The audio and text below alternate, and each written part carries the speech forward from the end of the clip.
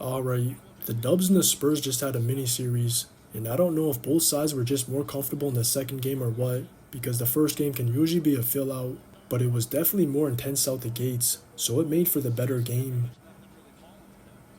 I think that intensity was most noticeable with the Dubs defensively, because they were a lot better in every aspect, from their rock containment, to their help, to their rotations, to their closeouts, and even to the way they were navigating screens. So the Spurs weren't moving as comfortably compared to Game 1. That just made it difficult for them to establish a rhythm as easily, so they were reliant on their stars to make something happen, and the rock was almost exclusively in Fox's or Wemby's hands, because that was going to be their best source of offense. Whenever Fox had it, it was either just attacking his matchup, or exploiting the Dubs' coverages against his screening actions. Then whenever Wemby had it, he was having to play on the perimeter, so a lot of his touches were on the trail. And even though he was getting his, that's actually a win for the Dubs, because the further out he has to play, the better it is for them obviously.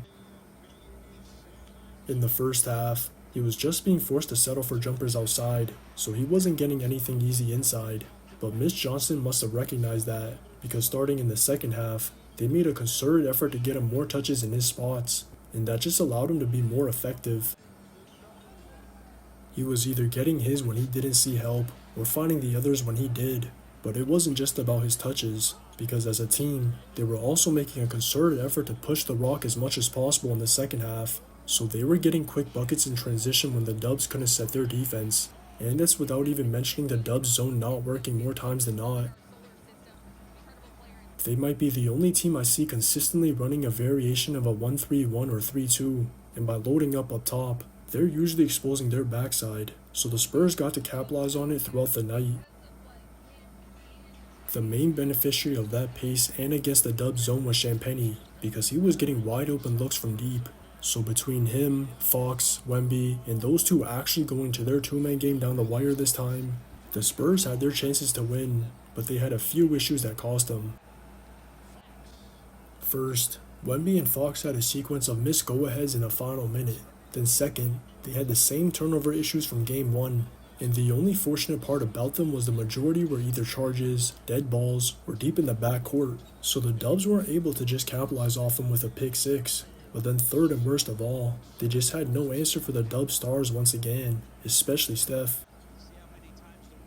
It was obvious the Dubs were making a concerted effort to put him on the rock as often as possible, and for some reason, the Spurs were having their bigs drop against his screening actions, so he was either eating that space to get downhill, or just coming off clean for open looks from deep. I don't know why they didn't have their bigs at least level with the screen throughout the night, but to make matters worse for them, there were also some instances where they were late to match up, or late to switch, so those were also giving him space to exploit, and as he's shown many times in his career, all he needs is a sliver of daylight to get his shot off. Once he got 2 or 3 easy ones early, he just got on a heater, so that eventually led to another patented Curry flurry in the third, and they tried to extinguish it by having their big stars showing off his screens, or even outright selling just to force the rock out of his hands, but him drawing 2 just opened up the advantage for the others on the Dubs to eat. If anything, that was the right adjustment, because they were struggling against the Spurs switching everything, especially that second unit when Steph was off the floor, so they never got into a rhythm, and Jimmy was really the only reason they survived those minutes. He was able to get his whenever he got downhill, and with Steph, both of them were able to exploit their two-man game per usual, but surprisingly, it was the others that made the most crucial shots of the night, because in the last 5 minutes down 8, Payton and Podge traded 3 straight times to make it a one-possession game, so at least those came better late than never. That 9-0 run was what allowed Steph and Jimmy to secure back-to-back wins, and this game was just another example of how difficult it really is to stop Steph, because when the opponents are too loose, he'll get his, but when they're too tight, his gravity on or off the rock allows the others to get theirs, so he creates a lose-lose scenario a lot of the times. Just watch the tape. Pajemski, the cutting cream. It's a one-point game.